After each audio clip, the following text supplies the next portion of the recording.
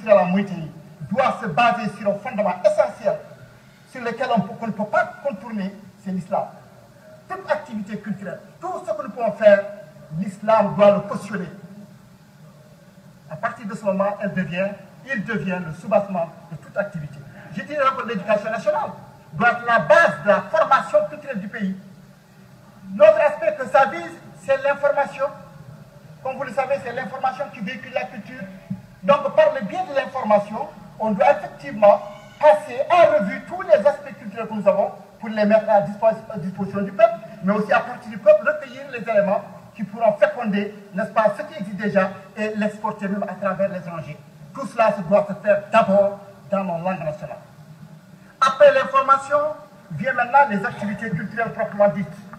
Ces activités culturelles que nous pouvons énoncer, comme par exemple les lettres, comme par exemple les traditions orales et écrites, comme par exemple les arts, à savoir la musique, la danse, le théâtre, la peinture, le cinéma, la photo, n'est-ce pas? Tout cela doit se baser sur le principe de l'enracinement et puis de l'ouverture.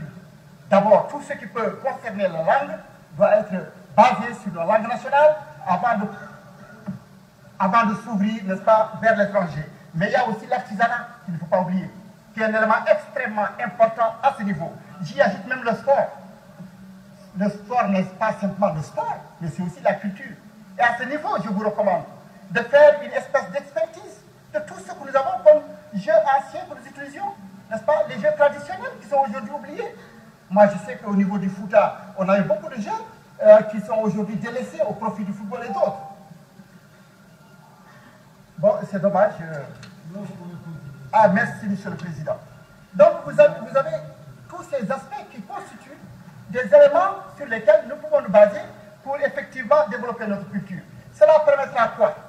Si au niveau de l'éducation nationale, toutes les langues sont déclarées égales, ça veut dire que chacun pourra effectivement non seulement apprendre sa langue, mais apprendre la langue du voisin pour que nous puissions communiquer, pour que nous puissions, n'est-ce pas, échanger entre nos quatre entités culturelles. À partir de ce moment, nous allons créer une symbiose, n'est-ce pas, qui sera la future culture nationale mauritanienne. Et dans le passé, cela existait. Sans le concours de l'État, au moment avant même la colonisation, nos populations qui cohabitaient, qui vivaient côte à côte, ont réussi à créer cette symbiose. J'en donne pour preuve la musique maure, je vous en parlais l'autre jour. La musique maure, si vous la regardez, en dehors du Hol, qui est d'inspiration arabe, tous les autres aspects, que ce soit les modes de car, le vako, le biap, le thé, et même le magajouja, tous ces modes, si vous